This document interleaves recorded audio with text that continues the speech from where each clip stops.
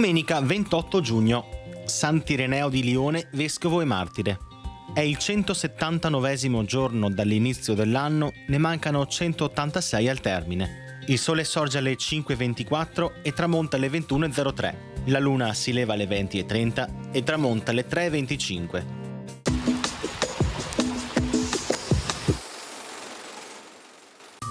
Muore a Monselice l'architetto Andrea Tirali, ultimo rappresentante dell'arte barocca e nel tempo stesso anticipatore degli indirizzi rococò e neoclassico a Venezia. Sue opere più note: il Ponte dei Tre Archi a Venezia, il disegno per la pavimentazione di Piazza San Marco, la chiesa di San Simeone Piccolo a Venezia, la chiesa dei Santi Vito e Modesto a Chioggia.